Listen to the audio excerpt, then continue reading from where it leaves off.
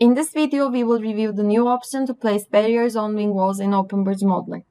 The latest release allows the user to place barriers on wing walls. For this, the same command place barrier is used. When a wing wall is selected as the candidate rather than a deck, guideline edges are extracted from the top of the wing wall and made available to the user to choose where the working point of the barrier will be placed. Once the barrier is placed on the wing wall, the same options as with any other barrier element apply, and start and end offsets, horizontal and vertical offsets, different pay units, and start and end cut orientations can be assigned. To place a barrier on the left wing wall in OpenBridge Modeler, I will start by activating the Place Barrier tool in the accessory group. Just like any other barrier, I select the template I will be using from the library. For the left barrier template, the working point is at the bottom left corner. I won't assign any offsets for now. Check the material, pay unit, the start and end cut orientations, which are introduced in this release, replacing the single end cut orientation property controlling both ends in previous versions.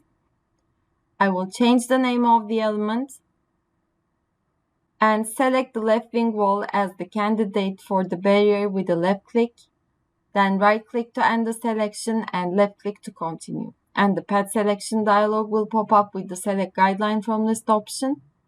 And clicking on the select guideline from list button will bring up a second path selection window where all guidelines on top of the wing wall will be displayed.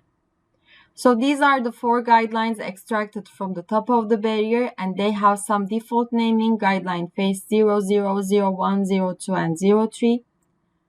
To change the orientation of the X and Y axis to that in view 1, I will change to top view here. Now they are the same.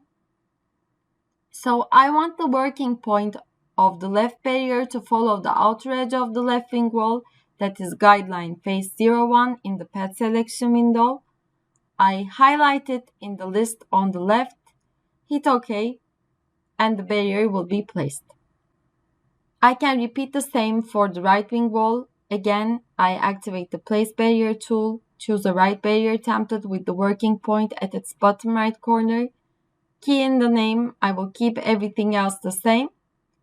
Next, I select the right wing wall as the candidate, right click to end the selection, left click to continue.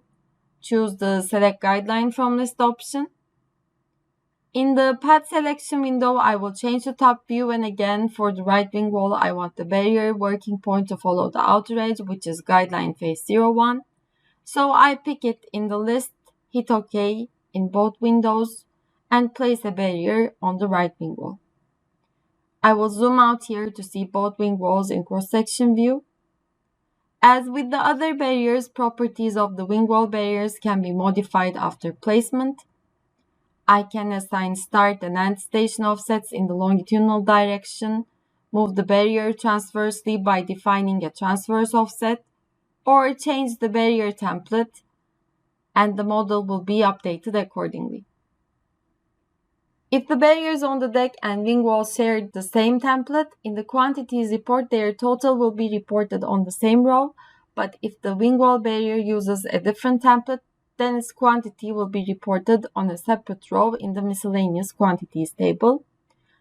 Finally, if changes are applied to the wing wall properties where the wing wall shape is retained, the barrier on the wing wall will follow these changes and remain in place.